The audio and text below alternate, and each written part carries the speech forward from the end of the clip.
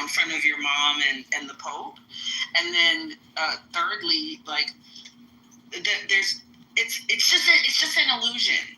This is not a thing that you can secure. So I guess I just want us to take it as a good reminder, not so much as like something to be horrified about, but more to be, I'm actually glad, because it's like, okay, wow, what are we saying? What is happening? And I feel proud of the conversations that we have. I feel proud of the discussions and how we try to educate each other and help. And I just kind of want everyone to take a breath and not give this much oxygen to somebody who is just trying to create harm. This disruption is kind of what makes these people happy, and let's not make them happy. Let's just have our conversations and do what we. Yeah, I think that's a good idea. Look, I'm gonna. I have to think about this, talk to some more of you. I know Max is down at the bottom, and she's been keeping tabs of this for months, and she sends me notes whenever it happens. So shout out to Max, because I know I appreciate your thoughts. I know you've been putting some things in the chat room about who this person is and what they're doing. Oh, it's a pain in the ass. Anyway, we'll figure it out. I may try a private room for a little while. I'm just concerned that it's going to, keep some of the people that are in, that normally would come to our room. That anyway, you know what I'm talking about. All right, let's get back into it and try to ignore it. Let's go to L.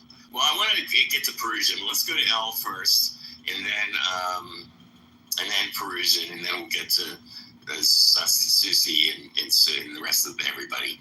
We still have a half an hour left. Perusian, I wanted to hear from you in that, we haven't talked to you since the bombing. Yeah, I guess it was yesterday. It feels like it was like a year ago. Anyway, Perusian, did you want to, sort of give us your thoughts and any, what's going on? I thought, hello, my dear Ben. I thought Elle is going to speak first, maybe. That isn't. Okay. Well, that is true. that's how my mind is so flustered. All right, let me go to Elle and then Perusian. Go ahead, Elle. Okay. Hi, Perusian. Excuse me. Well, first of all, happy clubversary to Sue Brown. I'm happy to see you here every day. So, yeah, we're glad you're here. So that's one. I don't have a lot to say today. I'm still really absorbed with this bombing situation and very sick about it, unhappy about it. Have lots of feelings and ideas and thoughts about it. I am not all of one mind about it either. It's been kind of confusing for me to sort it out. So I'm doing a lot of listening on that right now. I was looking to see if Scotty was here because I was thinking about the New York mayoral race being tomorrow. Excuse me. Oh, my goodness. Because I had noticed that there have been some major changes in that race over the last couple of days with Clinton having come out in support of Cuomo. Cuomo having pushed quite ways ahead. And also some really ugly stuff being won at, I can't remember the name of the guy who's his main competitor. Right, the Indian guy, yeah. What's his name? You know what? I have the same issue. I know it starts with an M. Mandani, Are right. you going over the New York race again? Yeah. I wasn't here in the beginning. I was just bringing it up because I was. Well, I imagine Scotty is going to have a room. I'm going to send him a note. I hope he does. And as you know, I all of a sudden have a personal interest in it since I will be a New Yorker pretty soon. So that'll be interesting. And you know what? It's a little diversion from the Trump madness. We've got our own local madness. So maybe, Andrea, when you give closing comments, maybe you can give a whole update on New York. Why don't you do that? That we're going to have the elections tomorrow. Mandami has for the first time, taken the lead over Cuomo in the primary, and that people are saying that they're seeing more people turn out primary than they remember. Young people across the board seem to be fired up about Mandami, and both Mandami and Cuomo, who are the front runners, have plans to run on different tickets if they don't make it through the primary.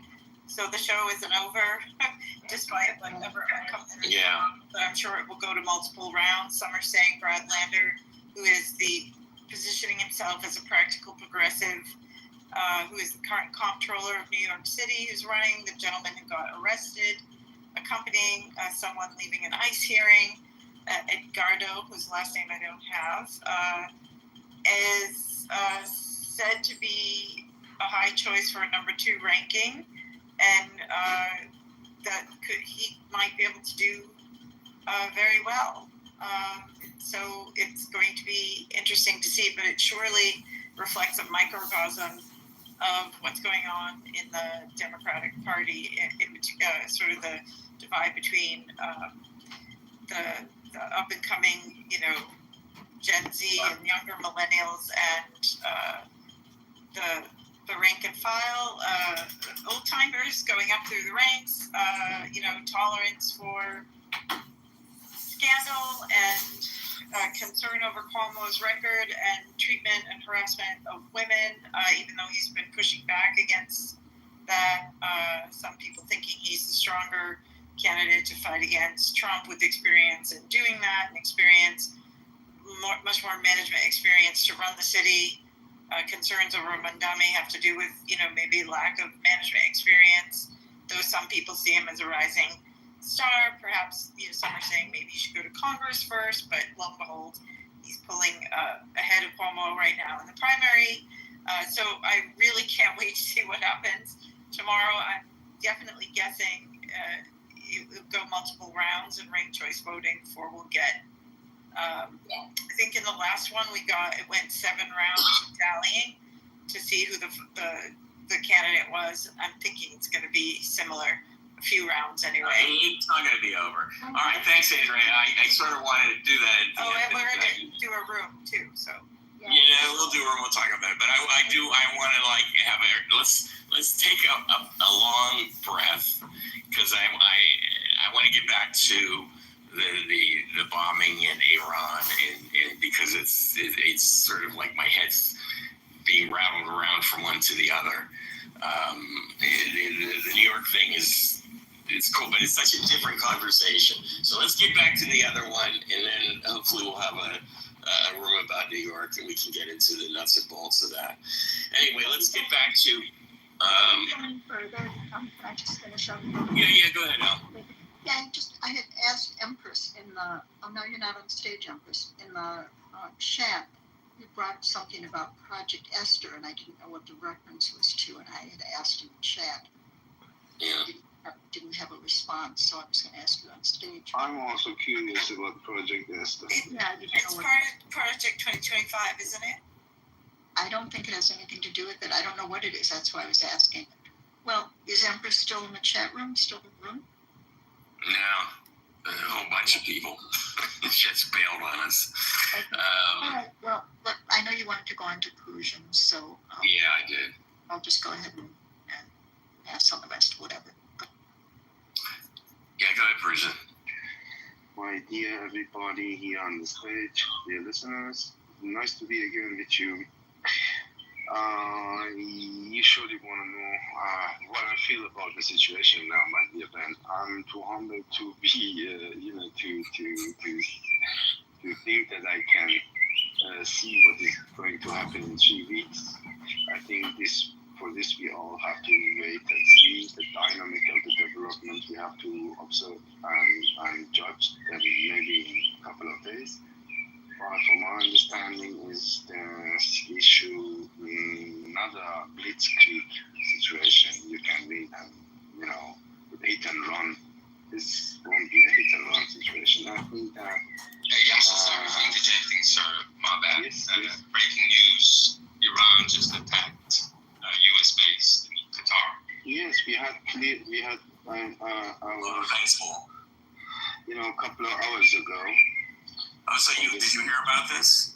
Couple of hours ago, Qatar Airways and Emirates Airways cleared the sky of Qatar and Emirates, awaiting of an Iranian attack. Whole day, I was 10 hours in an Iranian room where I was discussing with some,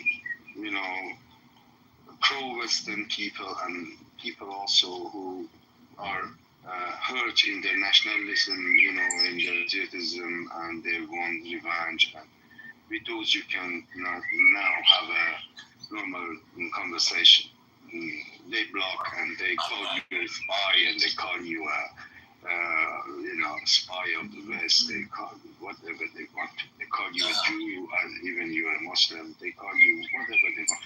So now I think to make it short, I think this is going to be a situation, a huge country with huge capacity of, digging in some places, coming out it and run and hide in somewhere else, like kind of this crazy situation. I hope that this won't happen. I hope that we can achieve a smooth change of power.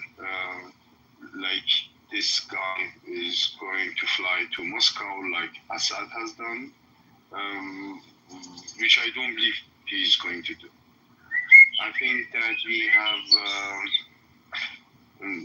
the possibility that we are going through maybe at least a period of 8 years, 7 years, 5 years of kind of a resistance, partisan kind of war, militia organized by different warlords in different places of Iran. Even maybe sadly cooperating with other kind of Islamist people.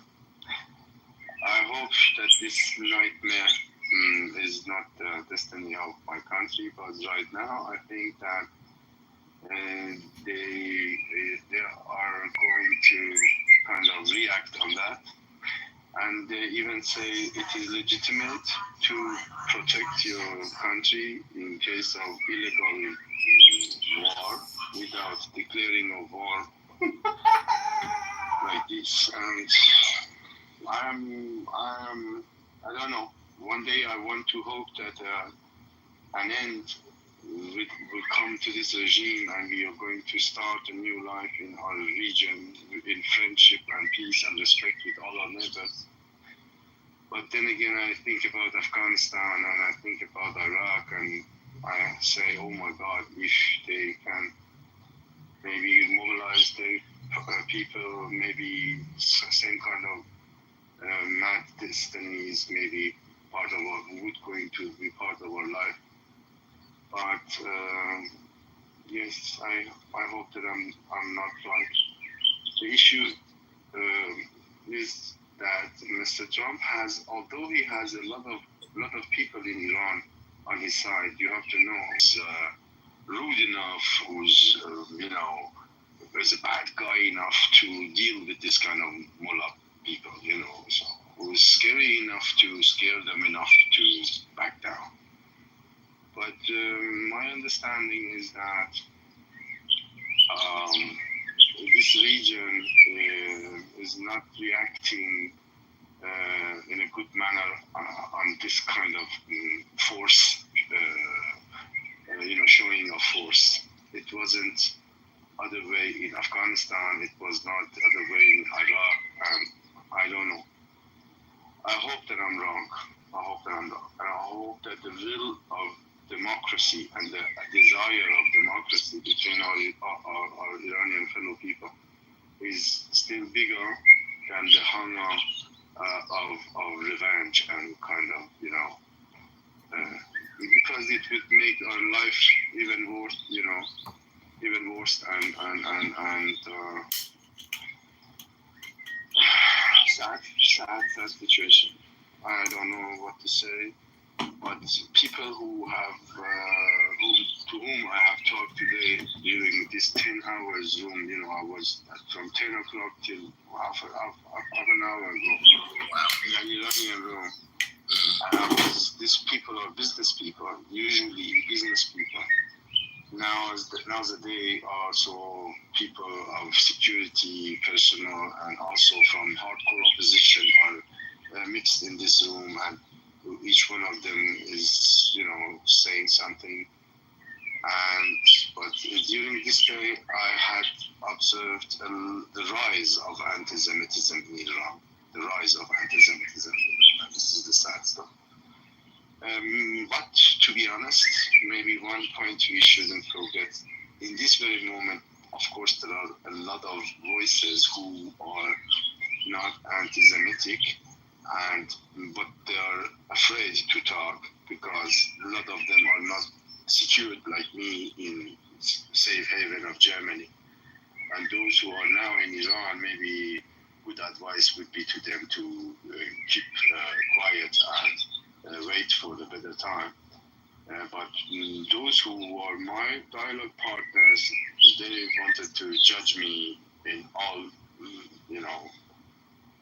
terms they want to judge people like Dreyfus. I was the Dreyfus of them today. They killed me 10 times in their dishes. I like the reference. I'm listening to your wonderful room, and it is very nice to have you friends now after all this months and years aside. And thank you for your interest, and we would, of course, monitor this situation in the next future again. Thanks so much, Bruce. And we all are thinking, for you and wish you the best in your family. And we thank you for the first-hand information. It's really important.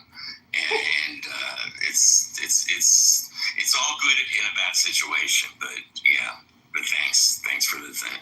All right, we are totally into the closing comments, pearls of wisdom. We got a big stage here, so I don't know if I'm going to get back to everybody. So if I miss you and you want to say something, feel free to interject and interrupt.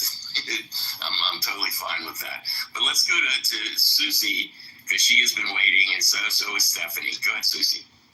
Thank you, Bruce, and thank you to you, and best wishes for your family and everything that's going on there. It's a really, really difficult situation, and I know that there used to be a huge Jewish population in Iran back in the day, but of course they also, my dear Susie, and that is the issue. Yes, this is my biggest fear, because right now there are those who I'm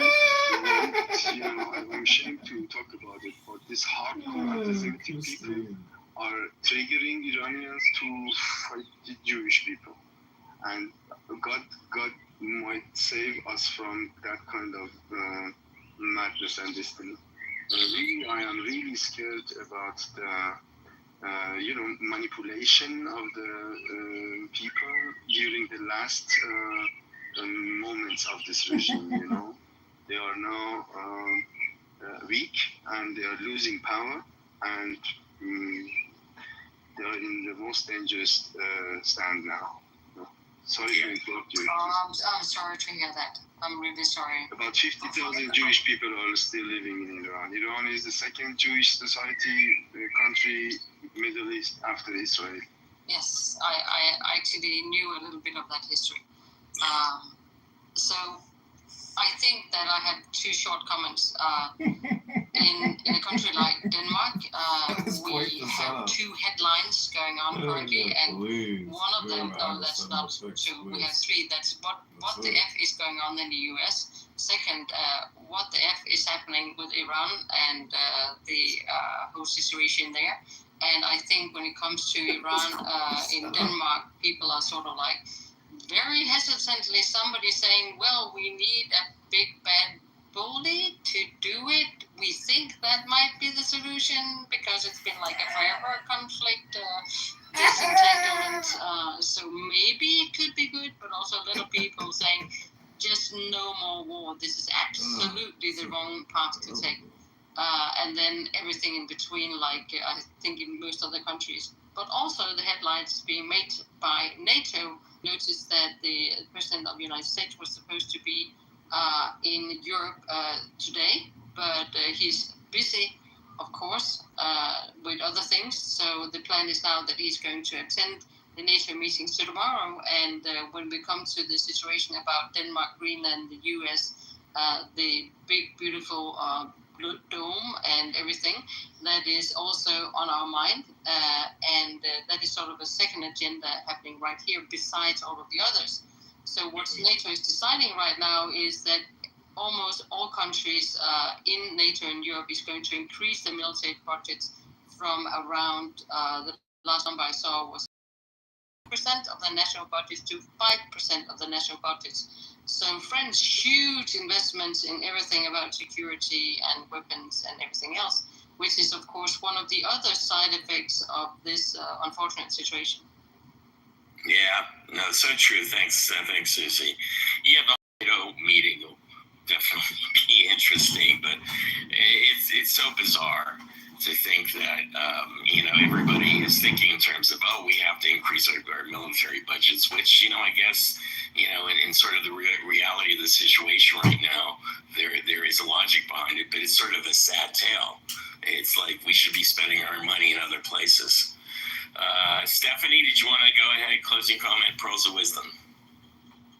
Sure. I don't know how closing comments this is, but I've been talking to Iranians, and the takeaway, three big takeaways I get is that number one, do not listen to reporters saying the people of Iranian on-the-spot interviews of the population, because if they really say how they truly feel and it's against the current regime, their life is in danger, or they're in danger of being imprisoned or hurt.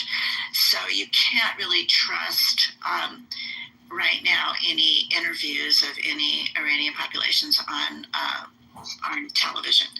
So don't let that make you think that they're supporting certain things. You just can't trust it. I think the best way is to go into rooms or talk to Iranians who have contact with Iranians over there right now, kind of like what Perusian was doing. Secondly, my takeaway from the Iranians I've been listening to is that they want regime change. There's different ways to do it. Some people are working internally on it. Some people are working externally on it. Iranians.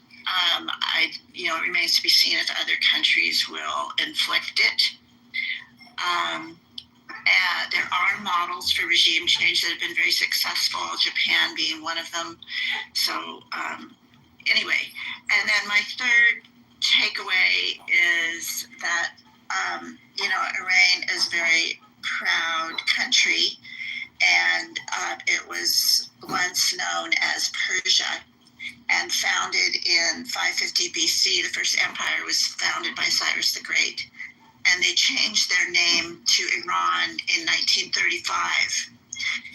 And so I believe there is a lot of pride in their history, pride in their culture, pride in their people, well deserved. And I believe that is a big motivator for Iran when it's attacked to dig in even deeper. So I don't think anything that we do from the outside to eliminate nuclear weapons or other change their culture is going to. I think that they will dig in, and even if it takes 10 or 20 years. Mental health, your physical health, your spiritual health, because we need it to be resilient to get through these times. Thank you. Thanks, Stephanie. Appreciate it. All right, let's go to David Jacobson and then Barbara. David Jacobson, are you home? Closing comment, pearls of wisdom. Sure, I'm home. I don't know how closing this is. Sorry, I'm a little stuffed up. This is not just ridiculous timing, but a week after the protest of the big, beautiful, horrible bill, the No Kings, he does this king move.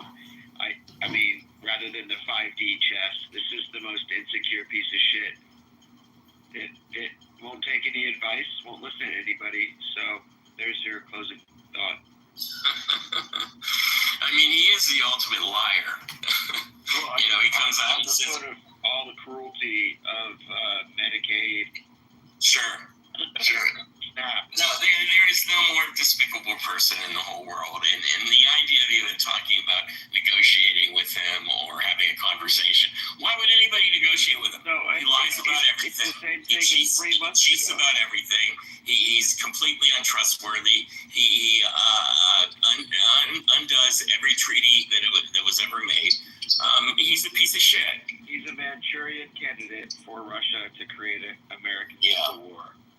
The American Civil War is the only way to for anybody to destroy America is to let us do it to ourselves.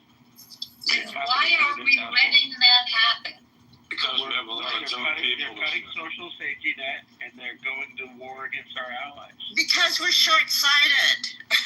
We're short-term thinkers in America. It's not short-sighted. We are money-grubbing, fraudulent, complacent class of money grubbers.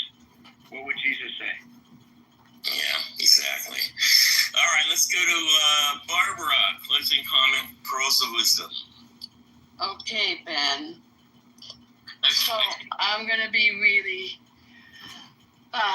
confronting, which is not in my style. Susie knows that. Danes don't tend to do that, but please wake the fuck up. There you go. I'm not kidding you. Don't call it a bunker buster bombs. This is a war. This is a war. 4 hours ago, Israel attacked 6 Iranian airports. I mean, it's just escalating, right? And I speak to a lot of Europeans, and I know, Susie, you do too. This is holy shit, man. This is like, wake up, people. Don't.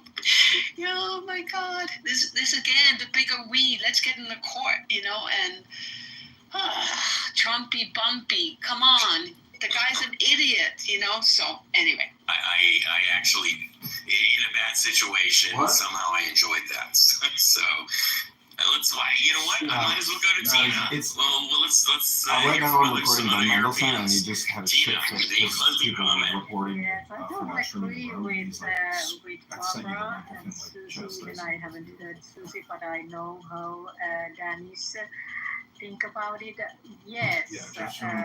I like Jeff Sherman's, suggest like, you for me guys, personally, all I like Americans, Jeff. go to the street and protest, call to your senators and make sure that change will come because we are living historical time at the moment. And by the way, USA is NATO country, so in our new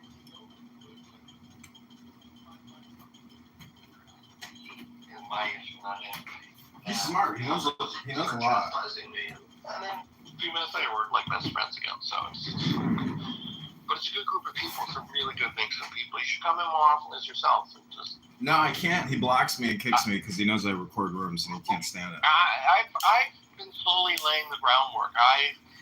And I won't disclose the person, but I said a couple days ago, on multiple days, that I've changed my opinion of you. Not completely for the better, but definitely trending in the better. That was a joke. Well, I don't ever expect to be, actually, truly, What? I don't expect to ever actually be truly enjoyed because accepted, yeah. Because yeah, that's fine. That's fine. As long as you people understand that. But another person was like echoing my exact sentiments and saying, if the shit hits the fan, she wants to be able to have access. He or she wants to be able to have access. It's like a good thing that you're recording some of the bullshit that some of these people say, because if anything does happen, like, you'll have records of what they said before it actually happened. Yeah, it's true. Imagine if Timothy McVeigh was on the app, right? Talking about stuff. Well, how great would that have been for his trial for you to say, well, here's what he said 2 years prior about the United States government. Well, my recordings of Elon Musk are probably my most exclusive recordings. Shit, I gotta take this. This is my doctor calling. Okay, talk to you soon. Bye.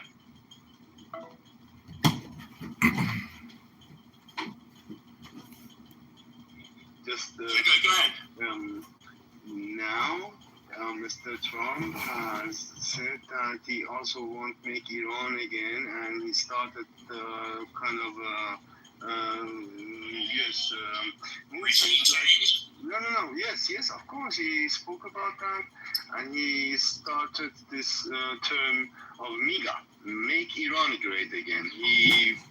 Before he wants to make America great, but you are maybe somehow now making yes, we are speaking about our private opinions. And none of us is so important. I mean, I think Mr. Ben Mendelsohn is the ambassador husband, but me, I'm a humble person. But I think Ben,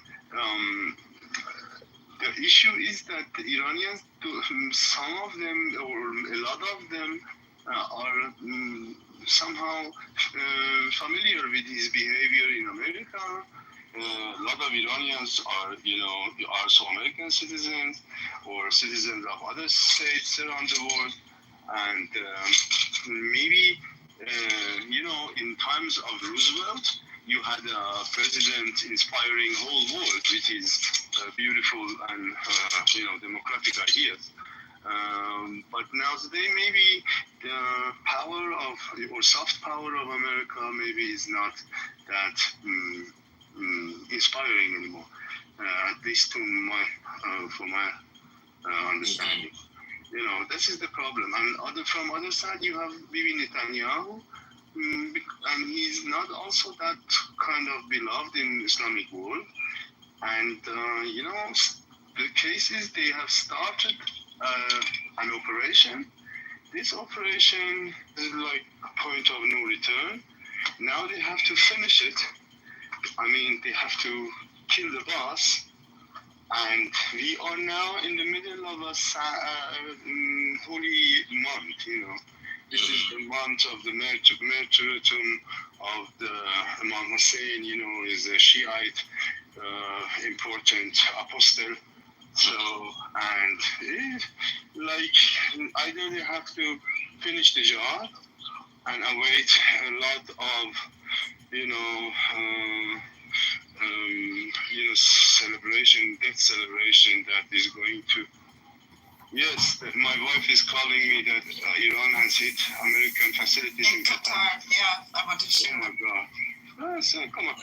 So, and then we are starting a wonderful adventure together, my dear friends, my American friends. I hope you and my own people. At the end, they will drop an atomic bomb on Iran. At the end, they will going to drop an atomic bomb on Iran. No, I hope not. And they were going to wash their hands in blood for America being great again. Thank you. Thanks, Farzan. We all hope, obviously, that doesn't happen, but it is a scary time right now. And I know we want to get to look at the news. So before we go, because I do need to close up, so what I'm going to do is this. I'm going to go. I want to let Roya give her piece, because she might have a different view than some of the other people. And, just because I guess I can say, right, we all know you. You're an American, you're Persian, you're also Jewish, so you give a very interesting, unique point of view that may be different from some of the other people. But I want to give you some space to... And Jewish, I'm mixed. My mom's side is Jewish, my dad's side is just typical Persian. I've been in Iran. I've experienced Iran. My family on both sides, many of them still live in Iran. I'm not some disenchanted person in the diaspora. So I wanted to thanks for the opportunity. I just wanted to touch base on this idea in which maybe we feel extremely devoid of this conflict, as if this has nothing to do with us as Americans, as if Iran isn't our problem. We shouldn't risk another Iraq or Afghanistan.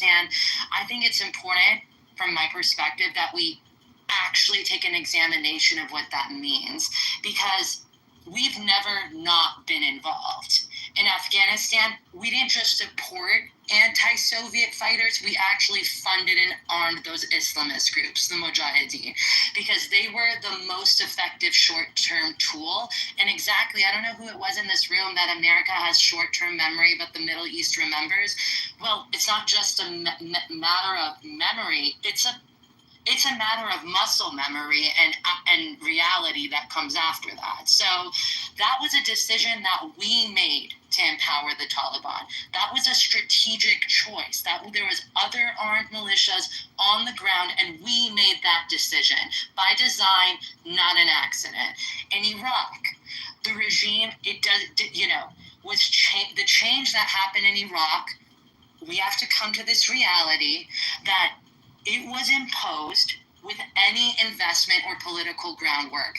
The civil society within the country was basically decimate. There was no plan for governance, no democratic institutions ready to take over. So when the regime did collapse, militias fled, and what did they do? They filled the vacuum. That wasn't a failure on the Iraqi people. It was a failure in how we, the West, approached that transition. The same can be said about Libya, when he was removed with NATO support, but again, no real plan. So this is what I want to say. Iran is often thrown, and I've heard it on this stage, I've heard it across Clubhouse, and it's sickening to me, quite frankly. It's thrown in the same pile. But let's not forget what we played in the 1979 revolution. It was not some pure people's uprising. The United States completely effed up that situation. They were in communication with Khomeini when he was in exile. They gave signals to the Shah's military to stand down, and the regime didn't just take power by accident. It was facilitated, and we played a role in that facilitation. And now we can't just wash our hands of the consequences. Even now, people talk about, $100 billion. Well, that was their money. No, their money is in an actual economy that's privatized, where the majority of the people are behind that economic weight of that GDP, not a regime that oppresses 80% of its population, right, and uses nationalized gas and oil to hang gay people and create gender apartheid on a day-to-day basis, right? So what's happening in Iran today, it is fundamentally different, and I'm tired of this being used as some sort of fear-mongering tool, because, quite frankly, there's honestly a little bit of racialization in it too. You take out one bad Islamist, another one like guacamole is going to pop up. It's not top down, it's not externally driven, it's grassroots, it's cross-generational, and it's a politically conscious movement. And all the Iranian people have ever asked for is not to fund our oppressors. That is all they have ever asked for. Back when Obama released that $100 billion, the Iranians were dying in the streets. They were dying, and all they were saying was, Obama, Obama, Yabama, Yaba Una, which means, Obama, Obama, you're with us or you're with them. So I think that hopefully this can widen the lens a little bit, and let's not be so quick to wipe our hands clean from the responsibilities that we also have played into this regime and keeping this regime alive and normalizing interactions with this regime. Thanks. Roy, thank you. Listen, first of all, it's really, well, look, you what you said is heartfelt, and you know more about this than I do and most people in the room, and I appreciate the viewpoint. And I actually, I don't think anybody can follow you, because that was there. It gave us a lot of stuff to think about. We do need to think about it. Would you allow me a question to Roya? Yeah, sure. Go ahead. Roya, what do you think that what kind of role has Soviet Union at that time of the history in Iran? After the revolution, right after the revolution, there was a competition between the KGB and CIA in Tehran. And it is, I think, important for us also to, have a look on that, because I think a lot of what has happened was manipulated by KGB. Right. And the Iranians were actually without a kind of guilt with them. Of course, we can talk about the Tudeh Party, the Iranian Communist Party, how the Soviets watched with quiet approval. How they hoped that leftist influence would take over, commie leftist mentality would reign.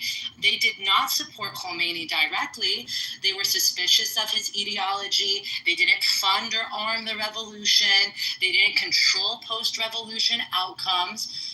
I mean, the Soviets. They were gamblers in the same game, but not exactly in the same way. Where they're sitting there with the Shah, they're sitting there with a revolution, with a guy who's sitting in fucking France. They're not the ones sitting there calling him and saying, "Hey, by the way, we've talked to the military, stand down." Like, we've really fucked up that situation. I'm not saying it's all in the hands of the Americans, but we haven't gambled correctly a lot of the time. So they have gambled bad once? Not just once, multiple times. Well, and this turnaround, Mr. President, is going to solve all the problem with that wise wisdom that he has. You're making that correlation. I'm not making that correlation. I merely brought up to the room that this concept and idea in which we can just go ahead and generalize about every single conflict within the Middle East as if our blueprint, which we've tried to quote unquote copy paste is something that is applicable to the Iranian people. You and I both know that Iran is not some sort of weak state. Economically, national identity wise, people actually being united. They may not have the exact same solution on what the opposition should look like or what transition should look like, but there's not one Iranian person that does not understand that the IRGC is their oppressor and that things need to change. And people here are wondering, well, how can we support the Iranian people? Maybe start looking into the actual viable and diverse voices in which are the opposition, instead of us sitting here saying that, oh my God, how do we not get involved in a war that we've played no role in? I think that it's good for me to just open up the perspective. My dear Roya, I wish you and me, myself, to once celebrate freedom or free Iran together in Tehran. This is from you and for my part. But this very moment is, I think, John, the room is ending. I don't think that we want to continue the conversation. I can't get into a deep convo over geopolitical, what the Soviets did in the 1970s. I mean, unless we want to. Look, first of all, I feel very honored that both of you are here. Both of you are my friends. So let's call it a day. We have to we'll be continuing this conversation, I'm sure, today and through the week. So let's see you around.